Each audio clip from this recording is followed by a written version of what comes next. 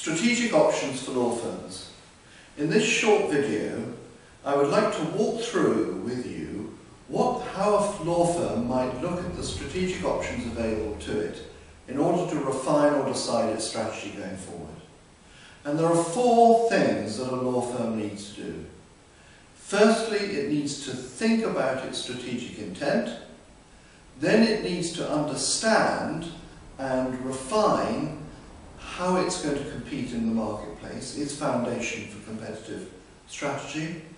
Then it needs to look at its strategic direction. And then finally it needs to think about how it's going to pursue its strategy, the methods of pursuit of that. So first of all, strategic intent. What's that all about?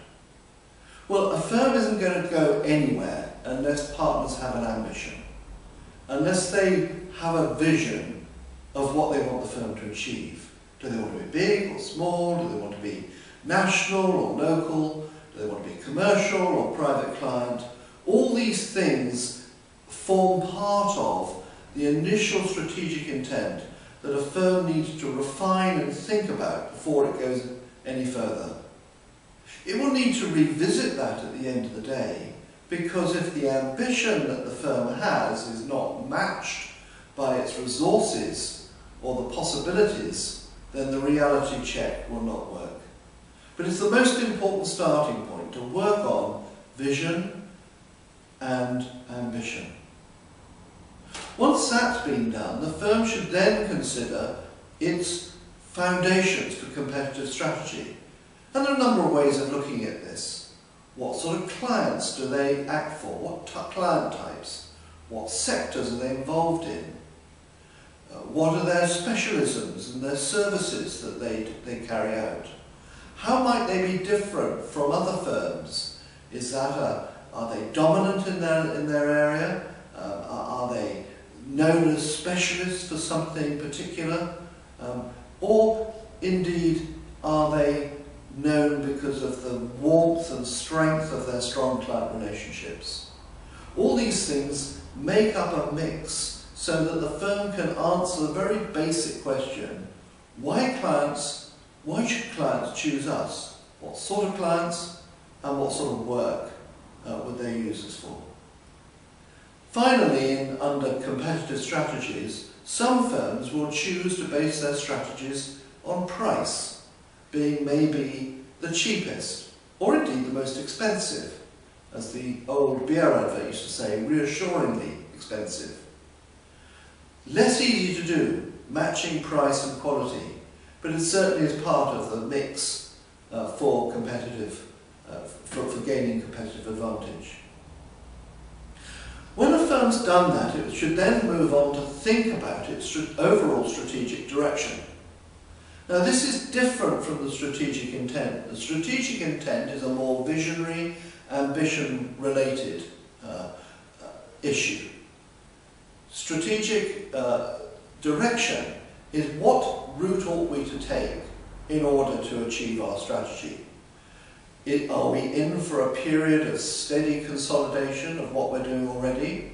Or in order to achieve our objectives, in order, for instance, to become the most dominant firm in our locality, do we need to grow?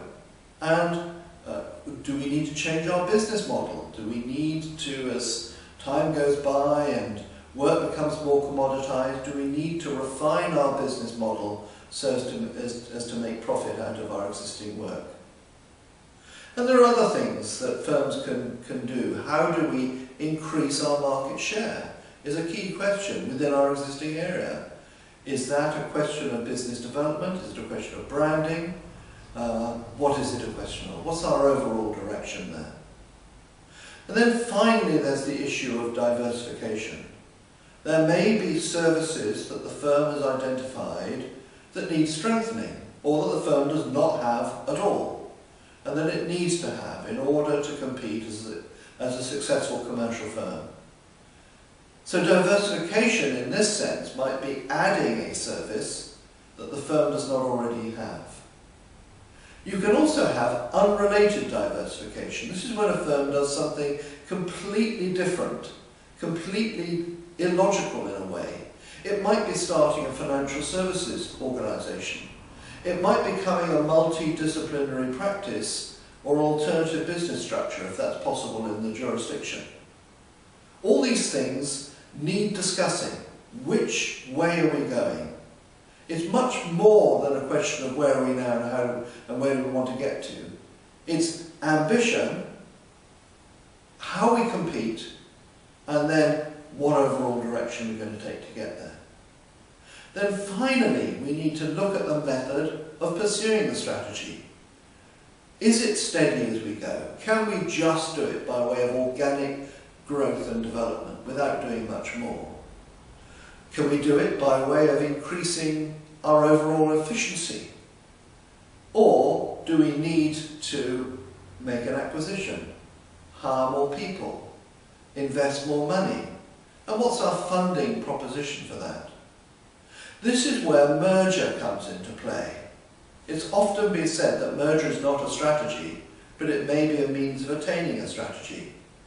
Once you've refined and defined the firm's strategic intent, once you've decided what its foundation for competitive strategy is, once you've decided the overall direction, then at that stage it may be appropriate to consider merger as a way of achieving all that. The other thing that needs to be thought of here is whether or not the firm has sufficient driving individuals for it to be successful.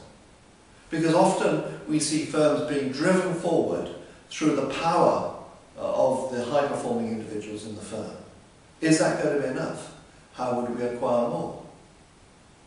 And then again, there's the question of branding and business development. Do we need to invest in systems? Do we need to invest in processes? Do we need to invest in our brand? Do we need to hire a marketing director? Do we need to get involved with more business development activities? All this costs money. And therefore, one of the key areas to be looked at when pursuing strategy is whether or not the firm has the resources to achieve what it needs to. Does it have the money? Does it have the borrowing capacity? Does it need external funding? Does it have the overall resources in each department and capabilities in order to make the success work?